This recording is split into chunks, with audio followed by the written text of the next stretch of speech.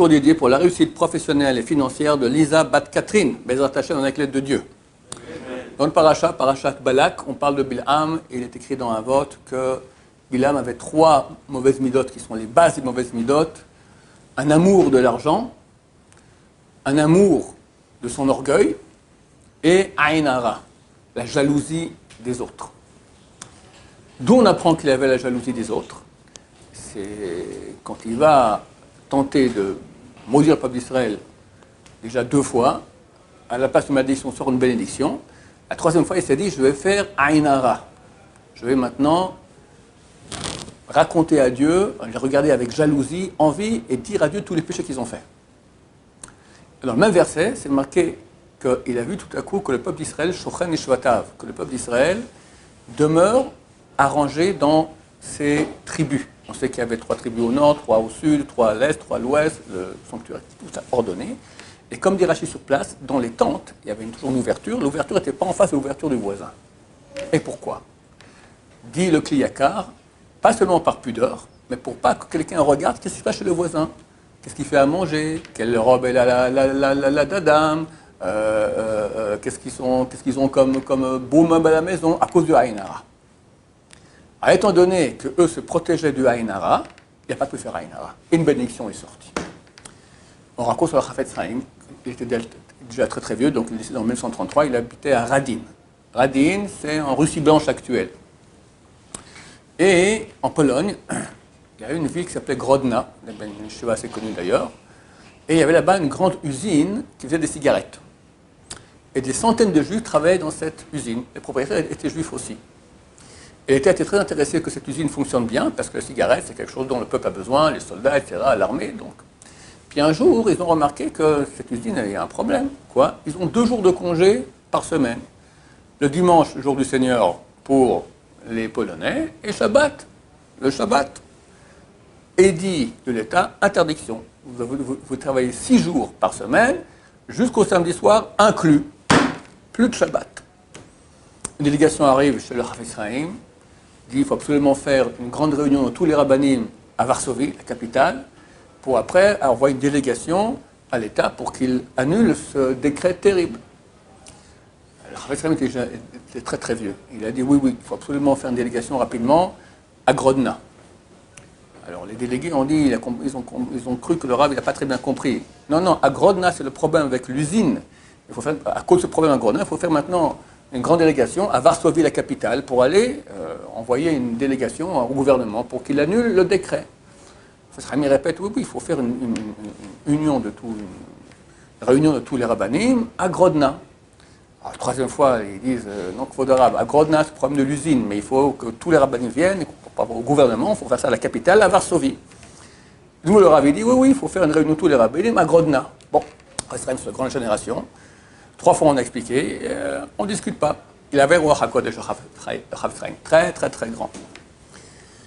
Alors, les délégués vont voir les rabbinim qui disent, bon, si le Chafetz Chaim l'a dit, on ne discute pas, et on fait une grande réunion de tous les rabbinim, tous les grands rabbins de Pologne, réunion à Grodna.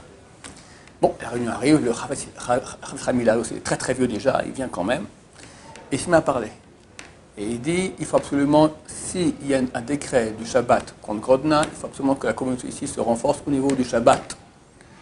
Qu'est-ce qu'on prend, vous, ici, public du Grodna, qu'est-ce que vous prenez sur vous maintenant comme chose nouvelle pour que le Shabbat soit mieux respecté? Et réfléchissent, ils prennent sur eux plusieurs décisions. Après, le Chafetz Chaim dit, je veux voir maintenant les propriétaires de cette usine. Amenez-les. Est-ce que vous êtes prêts en cas où si l'État vous dites que vous devez travailler Shabbat, vous fermez l'usine, terminez, il n'y aura plus d'argent, plus rien. Vous ferez Shabbat, quoi qu'il y ait, vous continuez à faire Shabbat. Les propriétaires sont engagés, oui, quoi qu'il y ait, on continuera à faire Shabbat. Tant pis, s'il n'y a plus d'usine, il n'y a plus d'usine. Ok, amenez maintenant les employés, on amène des centaines d'employés et disent, est-ce que vous êtes d'accord que si jamais l'usine est fermée, vous ne travaillez pas Shabbat, vous continuez à faire Shabbat comme il faut bien, et l'usine sera fermée Shabbat, même si c'est fini, il n'y a plus de... Il faudra trouver un autre travail, mais ceux qui restent depuis 30 ans dans l'usine, terminez, tant pis, trouvez un autre travail. C'est très dur pour eux, il dit, on accepte. Ok, Chafetz Chaim il a dit, écoutez, comprenez, les non-juifs, quand ils font un décret contre nous, ils n'ont aucun pouvoir, c'est Dieu qui fait. Pourquoi Dieu il a fait un décret concernant le Shabbat à Grodna? Parce qu'il veut qu'on se renforce pour le Shabbat.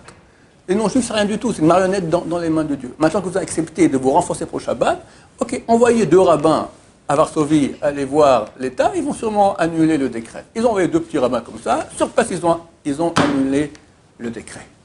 Et ça, messieurs, il faut bien qu'on comprenne.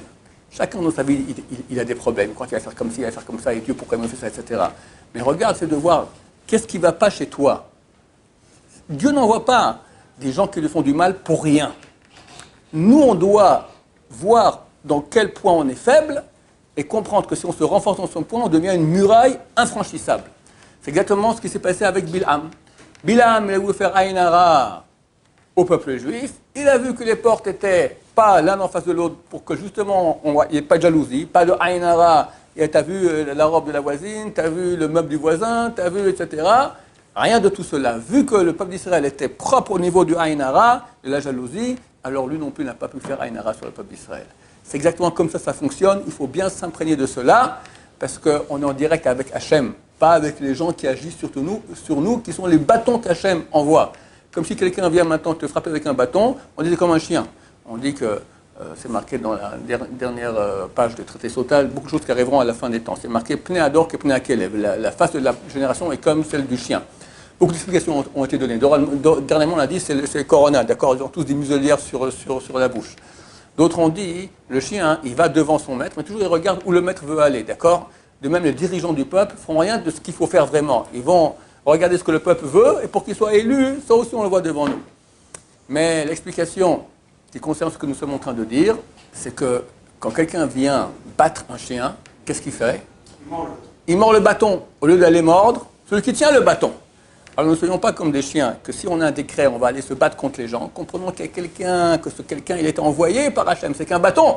Et parlons à Hachem, faisons tchouva, et ainsi on sera à l'allure humaine et pas à l'allure du chien, et Dieu nous sauvera de tous les bâtons. Amen.